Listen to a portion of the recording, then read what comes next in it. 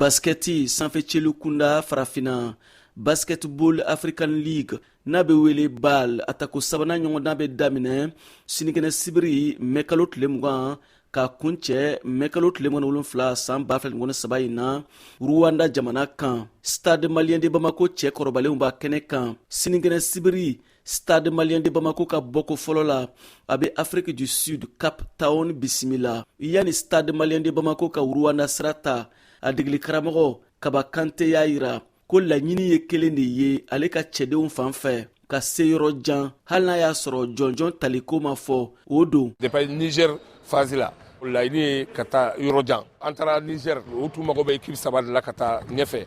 Ala y'a kɛ o saba kɔnɔna la an kɛra filanan ye. An taara Abidjan tuguni question kelen bɛ poser an b'a fɛ ka taa yɔrɔ jan o tun mago bɛ saba la tuguni an kɛra sabanan ye.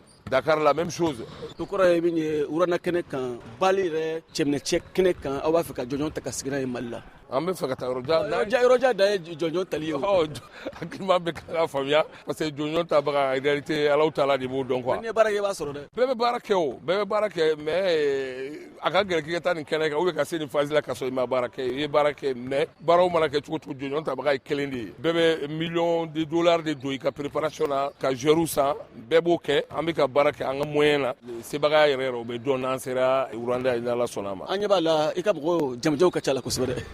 Basketi jamja o ye diyagoya ye basketi yɛrɛ de b'o demander n t'a fɔ n taw ka jan nin bɛɛ jamja i n'a fɔ jamja bɛ tɔw bɛɛ la. Jamja ka ca dɛ. Jamjaw b'a la an bɛ Ala deli jamja minnu b'a la ko se k'an nimisi wasa i n'a fɔ u y'a an nimisi wasa cogoya min na Dakar. Ninnu bɛ basketi ta Mali la wa tari u bɔra yɔrɔ wɛrɛ a ka tɔn y'u ɲini ka na dɔ fara a ka baara taabolo kan. An bɛ compétition min na n'o ye BAL ye a ka sariya sɛbɛn dɔ b'a jira k'a fɔ a bɛ se ka dunanw ta ka fara o kan o dunan bɛ se ka kɛ farafinna mɔgɔ 2 ye ani Amérique ou bien tubabula mɔgɔ 2 i bɛ se ka dunan 4 ta ka bila i ka équipe la minnu bɛ kɛnɛ kan Américain 2 b'a la Français 1 Nigérian 1 b'an ɲɛ an n'o bɛ ɲɔgɔn kunbɛn Rwanda ye ni Ala ka jɛ ye. Farafinna club 8 de bɛ BAL Basketball African League kɛnɛba in kan Rwanda kaw fɛ yen VOA Bambara tɔgɔ la Bamakɔ Siaka Traoré ka laseli don.